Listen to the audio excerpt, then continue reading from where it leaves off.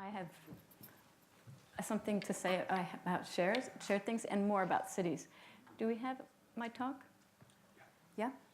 So I did want to talk about cities a little bit and about how they are developed. And this is a picture that I loved about cities as they are kind of evolved if people are left to their own devices. It's willy-nilly, kind of mixed up, looks great.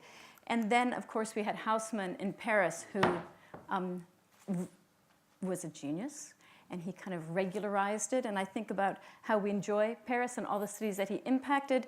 And I think, if we were to do that today, I don't think he would get away with it. This is a picture of, you can just see the rallying cries of what people would say.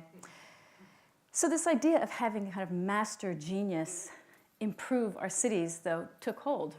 And now we have things like this, urban planning departments in cities who are deciding how things should get built out. And the result is this fabulous development of, housing, low-income housing. And here's what private sector would build, something that looks more like that. Both of them pretty unappealing. And we can go back to this and think this is when people are left to their own devices, they build really interesting and fascinating places. So I've been thinking a lot about this, who's in control and policy. I sit in a large number of meetings at government levels, and whenever they look at these big transportation and urban problems, there's this constant discussion. Well, what is the private sector going to do? And what is the public sector going to do? And I find it incredibly annoying, as if that was all there was. And then there's, I speak up, and there's this, there's this third quadrant. We call them people. And they just don't get any play. So of course, as we've seen today, and as we've been talking about for the last decade or so, there's the internet. And the internet has kind of turned people into this much larger people. Like now we have this real power.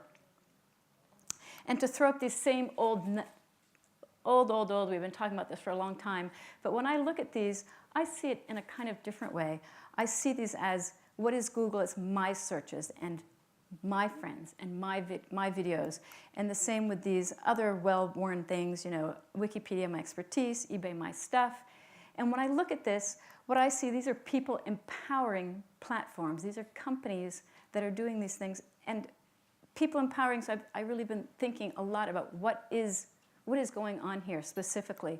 And I see it as excess capacity on a platform for participation.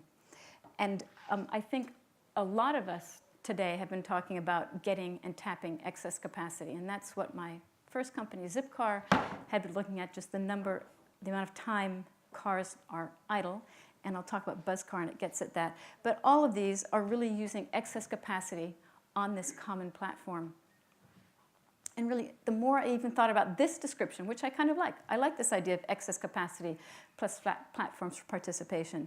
But now I'm thinking a better description is to call it peers incorporated, a combination and a partnership between the best of what companies have to offer and the best of what individuals have to offer, kind of value sharing between these two things.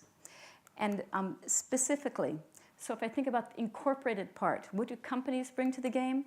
They're bringing all the economies of scale, that bulk purchasing and persistence. They can invest in extended periods of time, and they can have individuals coming to bear on the problem who have different areas of expertise. As all the companies that we've been seeing up here, individuals couldn't do those things. So Get Taxi, those taxi drivers could not build that platform and couldn't go persuade the city of New York to do stuff. And when we think about industrialization, and what we've really liked about it is this incredible standardization, and the incorporated side provides you that kind of standardization. So you get this rules and recourse that you understand and can grasp, and it's consistent across all of this. It's all bound together in a brand promise, and we put it on the platform for participation. So what do the individuals, what do the peers bring? And they're bringing all the stuff that is incredibly expensive for companies to provide. And so they're bringing this incredible diversity of offering in the service and products, which means they can do lots of localization, customization, standardization, We talk a lot about social networks, and we've seen all this up here. And as an individual, I tap into my social networks. It's nothing. You don't have to urge me to do it. It's just a natural thing that I'm doing. And then there's this incredible amount of innovation that the peers incorporated companies bring. Because on this one platform for participation, if we think about regular companies, they might have 10 people in their innovation department, if they're great. And then maybe they have 50 people in their innovation department. On these peers incorporated companies, we have thousands and tens of thousands and hundreds of thousands of iterations on this same theme. So the innovation that can happen and can spring out of that because people are thinking up new and cool ways. I took out some slides, but we can also think about on these peers incorporated companies. That's why rating and commentaries are so important, because if we have the quality spectrum, there's a whole bunch of junky, awful stuff that we've got to flag and get out of there so that we can find the stuff that is better than average, which is what the peers incorporated deliver. So I did found 15 months ago now in France a peer-to-peer car sharing company called Buzzcar.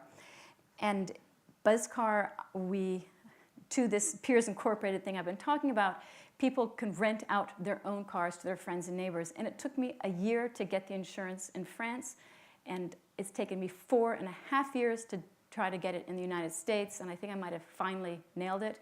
But to this idea of what does the company side bring, I've been really tenacious at this and invested so much money with lawyers and insurance companies to try to provide something that protects the car owner completely and yet is affordable for people who can drive the cars. And of course, we build, a really nice app. You can reserve online, and you can reserve using apps.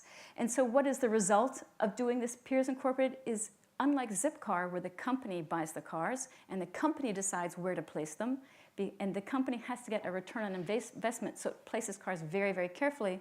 With Buzzcar, we now have individuals providing their cars, which means we have this great diversity of offerings. So here are owners and their cars, and they're parked across France, all different kinds of cars, different price points. It's really, I'd have to say, I do love these photos. All kinds of owners, including cool ones, proud ones. And so just to say that we have this incredible diversity of people. And now 15 months in, we have 11,000 members renting 1,300 cars that have been put onto the network. And if we compare that with Zipcar, it took years and years to get that kind of volume and distribution, and you would not have. And what's been striking to me is people are renting cars in places where traditional car sharing would never, ever be able to happen because they couldn't afford it. You wouldn't get a return on investment. And that's been the beauty of what Buzzcar has done. So looking back at this map, what's really interesting to me and coming to this idea of cities is that we now have collaboratively built infrastructure. The city or the company didn't have to make this investment. It was individuals, piece by piece, who bought their cars for their own selves and put it onto the grid.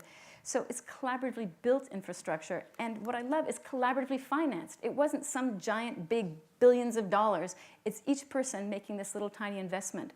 And today, or right now, we're talking about transportation. But for me, this has really serious implications about lots of other infrastructure and the way we interact with cities, is that we're not having that big morass. We're not having a nice houseman who's telling us what's cool. We're not having the guys who are sitting behind the desks telling us how to make our city. We as individuals are collectively piercing our city and making it things that's for us. A little bonus point to this kind of strategy is if we think about the old way of approaching any kind of problem. I went to business school and I felt like that there was two choices if you had a problem. If you were centralized, well then of course you were decentralized. And if you're decentralized, then of course your option was centralization.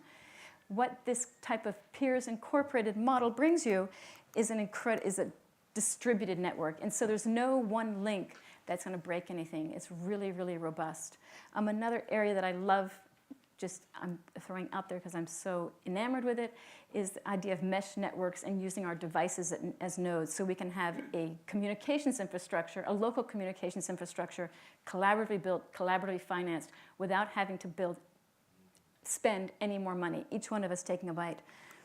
So this idea of Peers Incorporated is empowering people, and it's giving them not only the power of the internet, but the power of a company. Like now I'm doubly strong. I'm not just this one big thing. I get all of that effort and resources that companies bring. So if I think about cities going into the future, I've described this Peers Incorporated because I think it's a new way that I'm really approaching my personal work.